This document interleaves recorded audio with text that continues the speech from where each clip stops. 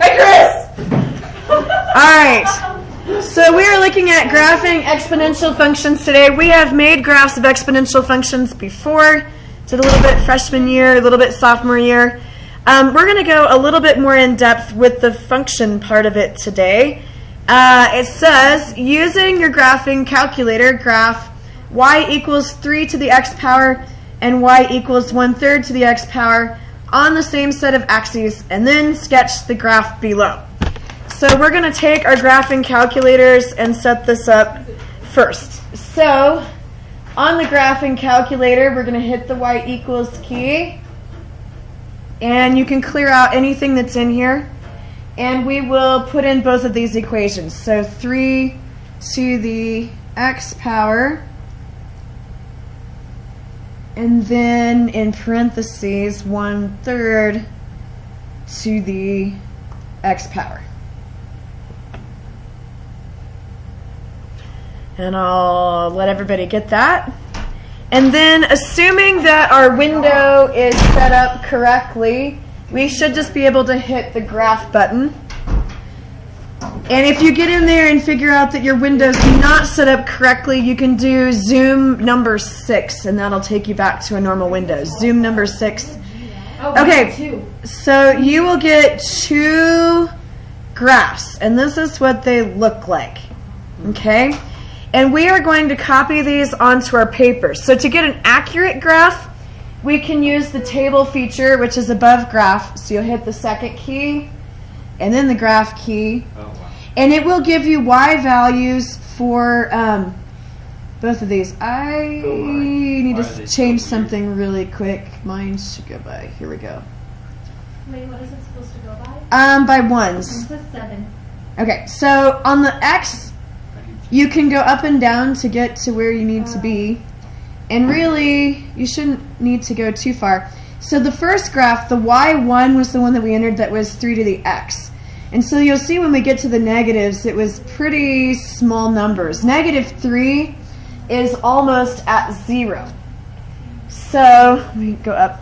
So on my paper graph, I'm going to go -3 and just a tiny bit above 0, I'm going to put a point.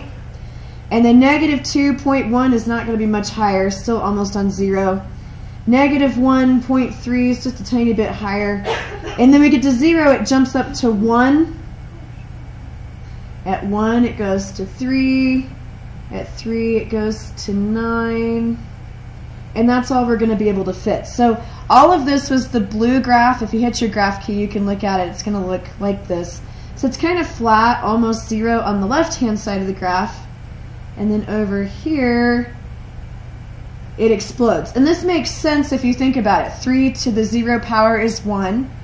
3 to the first power is 3. 3 to the second power is 9. And that's how we have done this in the past. We made little charts and put it on there. We're just using the calculator to speed this up a little bit. So if you look, when we did the 1/3 to the x, it does a little mirror image, a reflection over the y-axis. And we can, if we look at the table, you'll see the same numbers in reverse. So at -3, it's at 9. At -2, it's at 3. I'm sorry. Wait, it's, yeah. I did that wrong. -2, it's at 9. I did it at 3. -2, it's at 9. -1, it's at 3. And then 0, 1 is the same point, and then you get 0.3, 0.1, and it kind of flattens out over here. Okay. So you get mirror images when you do these.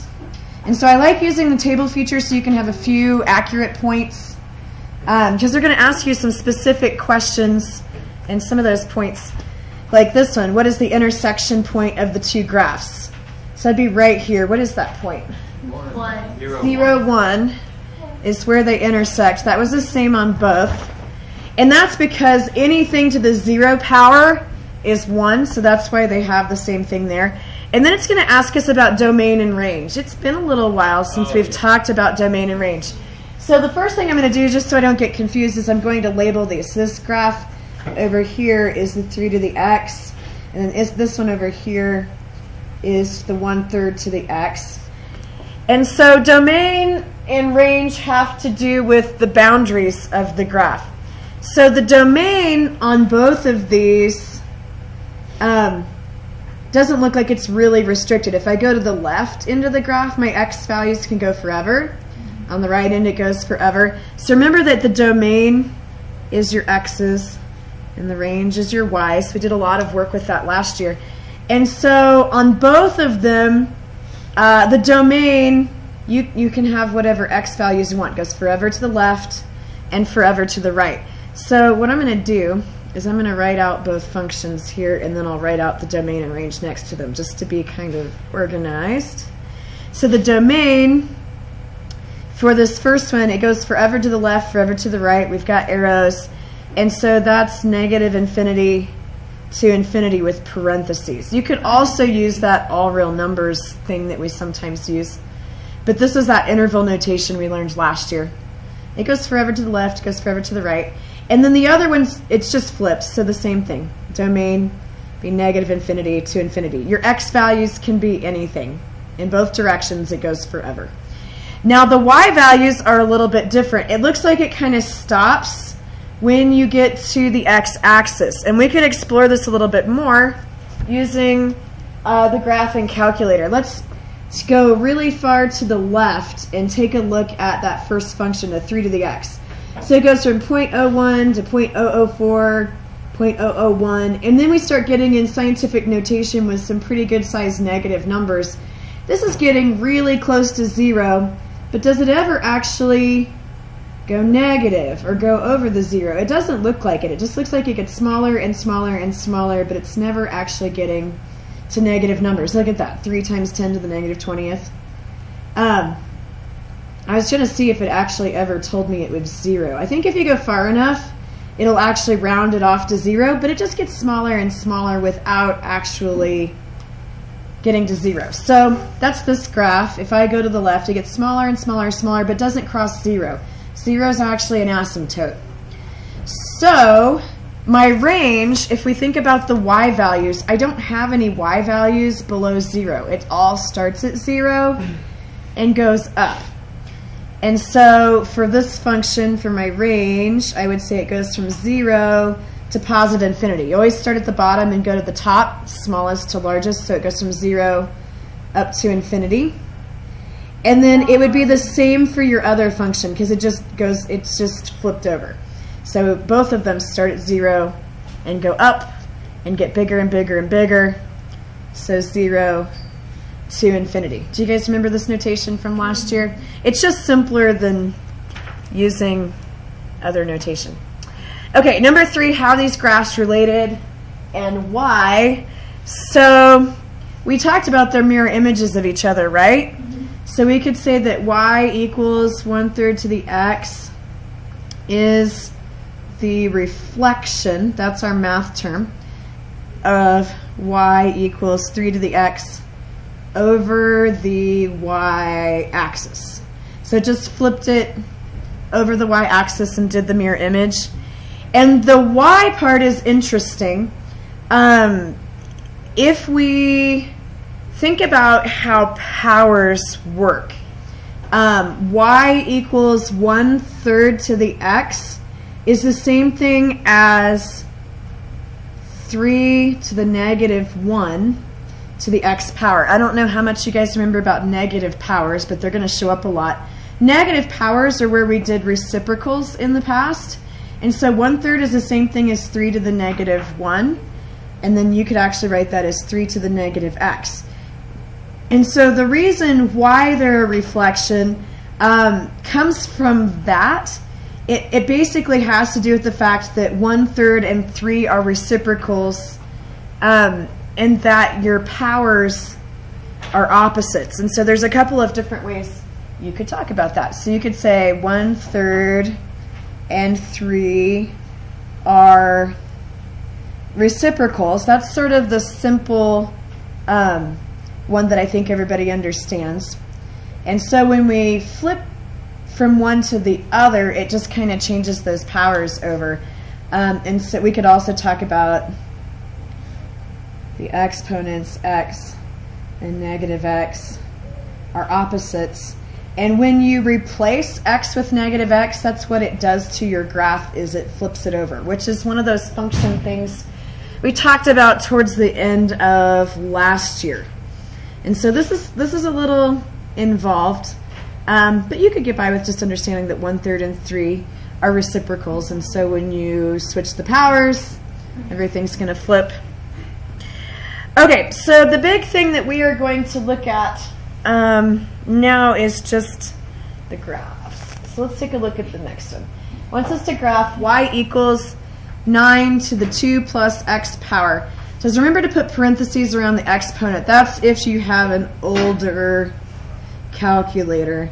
If you have the newer ones, you can just do it like normal. So we're going to use the calculator.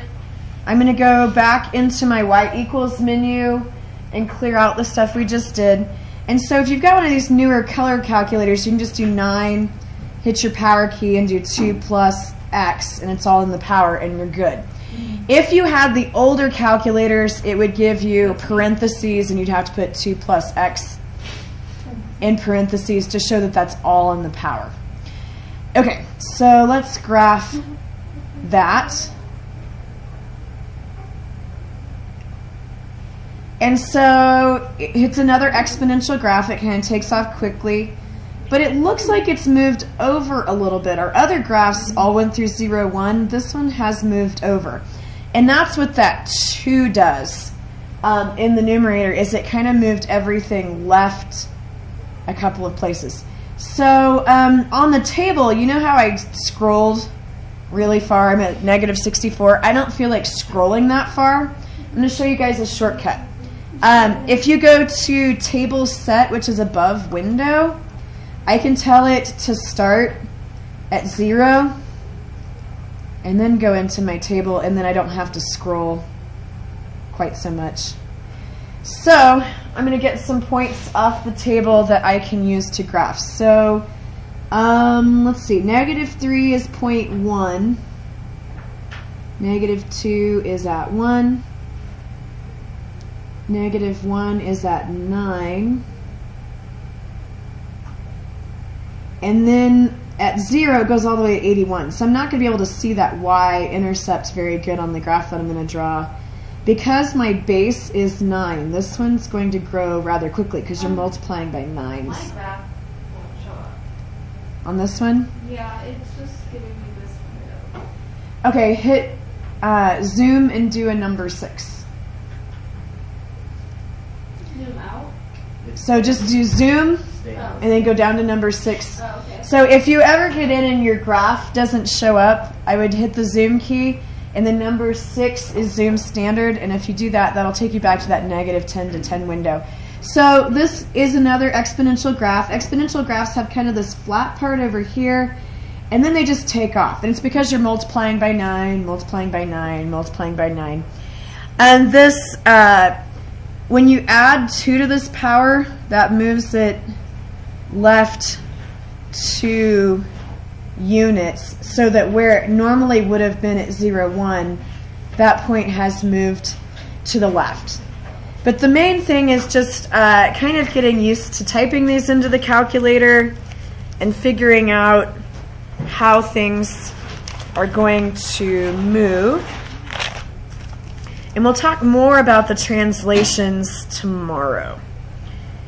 Okay, and just for... Nope, I think that's it. I think we're good.